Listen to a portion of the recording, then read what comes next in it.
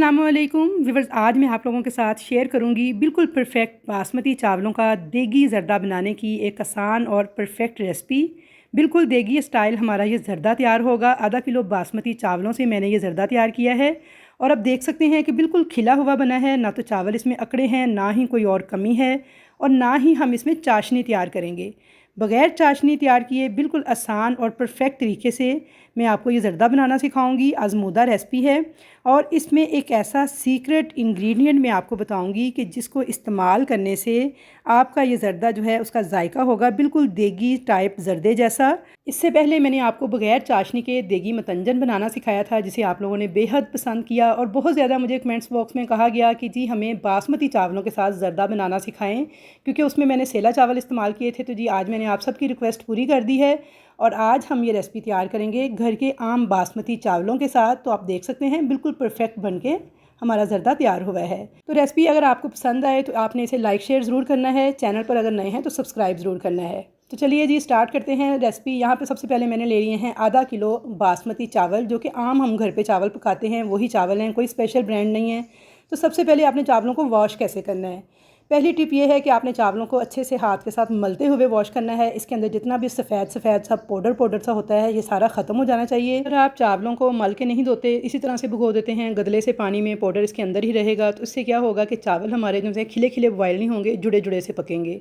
तो ये पहली टिप थी चावलों भिगोने के लिए कि आपने हल्के हाथों के साथ मल के चावलों को बिल्कुल शफाफ पानी आने तक इस तरह का अच्छे से धोना है, 2 से 3 पानी। फिर उसके बाद आपने आधे घंटे के लिए इसको डिप करके रख देना है।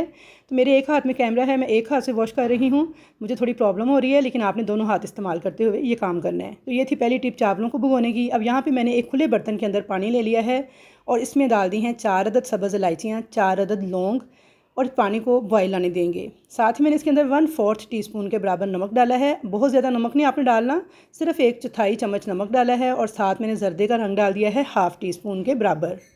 मिक्स कर देंगे इस कलर को इस पानी के अंदर और इसे बॉयल आने देंगे। जैसे ही अच्छी तरह से एक बॉयल आना स्टार्ट हो जाए तो आपने जो आधा घंटा पहले चावल भिगो के रखे थे वो सारे इसमें ऐड कर देने हैं। याद रहे कि पानी में अच्छा सा बॉयल आने के बाद आपने चावल ऐड करने हैं और अब हाई फ्लेम पे अपने चावलों को बॉयल करना है। फ्लेम को आपने बिल्कुल भी लो नहीं करना, आपने फ्लेम को हाई रखना है। हाई फ्लेम पे चावलों को बॉयल करना है, 90% तक आपने चावलों को गला लेना है। जब हम हाई फ्लेम पे चावलों को बॉयल करते हैं तो इससे चावलों की लेंथ भी ज़्यादा होती है और वो खिले खिले से बॉयल होते हैं। तो यहाँ पे हाई फ्लेम पे मैंने चावलों को बॉयल किया था।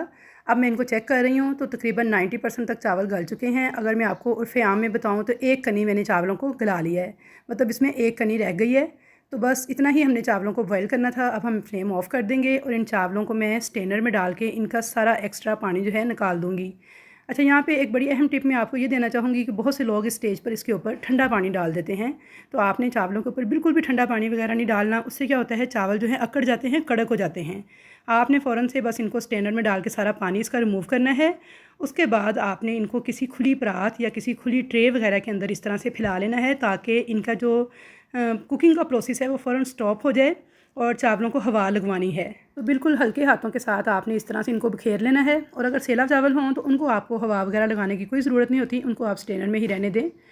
यहाँ पे मैंने एक कढ़ाई के अंदर घी ले लिया है 5 टेबल स्पून। तो आपने मेजरमेंट्स का ख़ास ख्याल रखना है इस रेसिपी के अंदर। अगर आप चाहते हैं कि बिल्कुल परफेक्ट आपका ज़र्दा बन के तैयार हो तो जितनी जितनी चीज़ें बताई जा रही हैं आपने इतनी इतनी ही ऐड करनी है।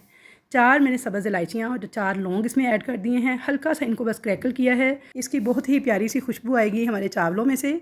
साथ ही मैंने 2 टेबल स्पून दूध ऐड कर दिया है और फ्लेम मैंने ऑफ़ कर दी है। आपने दूध डालते ही फ्लेम को ऑफ़ कर देना है और अब इसके अंदर सारे चावल जो कि हमने परात में रखे थे हवा लगवाने के लिए उनको ऐड कर देना है। बिल्कुल हल्के हाथों के साथ आपने चम्मच का इस्तेमाल करते हुए चावलों को कढ़ाई में डालना है ताकि चावल हमारे टूटने ना पाएँ। तो यहाँ पे देखिए सारे चावल जो है मैंने इनको डाल दिया था। अब मैं इसके ऊपर डाल दूँगी 350 ग्राम चीनी। इस तरह से बखेरते हुए आपने चीनी डाल देनी है इसके ऊपर और ये बिल्कुल परफेक्ट मीठा था इतने चावलों के लिए। लेकिन अगर आप बहुत तेज़ मीठा खाते हैं तो आप 400 ग्राम तक ऐड कर सकते हैं, वैसे ये बिल्कुल नॉर्मल मीठा था।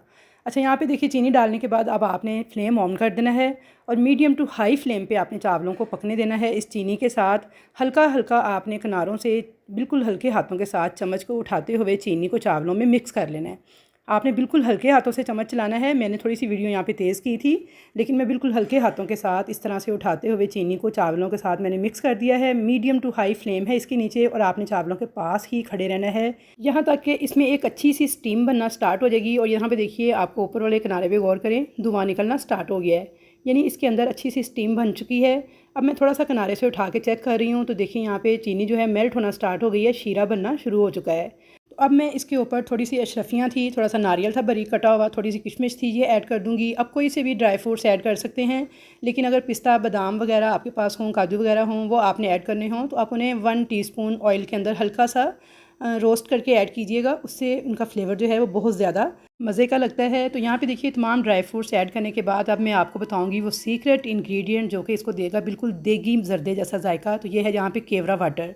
अच्छा, यहाँ पे मैं केवड़ा वाटर यूज़ कर रही हूँ। 1 टेबल स्पून के बराबर या 1 ढक्कन भर के आपने इसके ऊपर डाल देना है। लेकिन अगर केवड़ा एसेंस आप यूज़ करें तो सिर्फ 3 से 4 ड्रॉप्स डालने हैं आपने, क्योंकि उसका फ्लेवर काफ़ी तेज़ होता है। इन दोनों में फ़र्क होता है, ये आप गौर से देख लें, वरना आपके जो जर्दे का टेस्ट है ना वो कड़वा हो जाएगा अगर आप केवड़ा एसेंस ज़्यादा डालेंगे। तो इसलिए आपने केवड़ा वाटर अगर डालना है तो ज़्यादा डालना है, अगर केवड़ा एसेंस डालना है तो सिर्फ 3 से 4 ड्रॉप्स। मैंने रुमाल के साथ ढक्कन को कवर करके तवे पे रख के इन चावलों को 15 मिनट के लिए दम पे लगा दिया था। तो 15 मिनट हो गए थे दम पे लगाए हुए इन चावलों को। तो चेक कर लेते हैं। तो माशाल्लाह इतना खुशबूदार हमारा जर्दा बन के तैयार हुआ है कि व्यूअर्स मैं आपको बता नहीं सकती। खोलते ही ढक्कन इतनी प्यारी खुशबुएँ मेरे पूरे किचन में फैल चुकी हैं। बिल्कुल ऐसे जैसे देख के जर्दे की खुशबू होती है ना, ऐसी ही खुशबू और ऐसा ही जायका आपको मिलेगा अगर आप सेम तरीका इस्तेमाल करेंगे। और केवड़ा वाटर आपने लाजमी से इस्तेमाल करना है अगर आप चाहते हैं इसमें बेहतरीन किस्म की खुशबू और फ्लेवर। अच्छा, यहाँ पे देखिए माशाल्लाह से बिल्कुल शीरा वगैरह हमारा ड्राई हो चुका है। चावल जो हैं बिल्कुल खिले खिले से बन के पके हैं। ये देखिए, बिल्कुल भी ऐसा नहीं है कि सख्त हो गए हैं, कड़क हो गए हैं या अकड़े हुए पके हैं, बल्कि बिल्कुल सॉफ्ट जूसी हमारा जर्दा बन के तैयार हुआ है। तो चलिए मैं आपको डिश आउट करके दिखाती हूँ और साथ में चेक भी करवा देती हूँ कि ये कितने नरम और कितने जूसी बन के तैयार हुए हैं। तो चलिए इसको डिश आउट कर लेते हैं। साथ साथ एक आखिरी ज़बरदस्त किस्म की टिप में मैं आपको बताऊँगी। तो आपने ये करना है कि जब आपके चावल दम से पक जाएं, चेक कर लिया है आपने, तो आपने चावलों को तवे से उतार लेना है और फ्लेम ऑफ करने के बाद 5 से 7 मिनट तक ढक्कन को नहीं खोलना। 5-7 मिनट तक आपने इसी तरह से चावलों को पड़े रहने देना है काउंटर के ऊपर। 5-7 मिनट के बाद आपने ढक्कन को खोलना है, फिर आपने चावलों को सर्व करना है। तो बेहतरीन किस्म के आपको चावलों का रिज़ल्ट मिलेगा। तो यहाँ पे देखिए माशाल्लाह से बिल्कुल चावल गले हुए हैं। ऐसा नहीं है कि अकड़ गए हैं या कड़क हो गए हैं या चाशनी वगैरह की वजह से चाशनी अंदर नज़र आ रही है, ऐसा कुछ भी नहीं है। बिल्कुल देखें, खिले खिले एक एक दाना अलग अलग बेहतरीन हमारा जर्दा बन के तैयार है। तो आई होप व्यूअर्स कि आपको मेरी आज की जर्दा बनाने की ये आसान सी रेसिपी ज़रूर पसंद आई होगी। रेसिपी अगर पसंद आई है तो जल्दी से वीडियो को लाइक कर दें, ग्रुप्स के अंदर शेयर कर दें और चैनल को सब्सक्राइब कर लें। कमेंट्स सेक्शन के अंदर अपनी कीमती राय का इजहार ज़रूर कीजिएगा कि आपको मेरी ये रेसिपी कैसी लगी। तो इंशाल्लाह ताला मुलाकात होगी ईद उल अज़हा की बेहतरीन रेसिपीज़ के साथ। तब तक के लिए अल्लाह हाफिज़।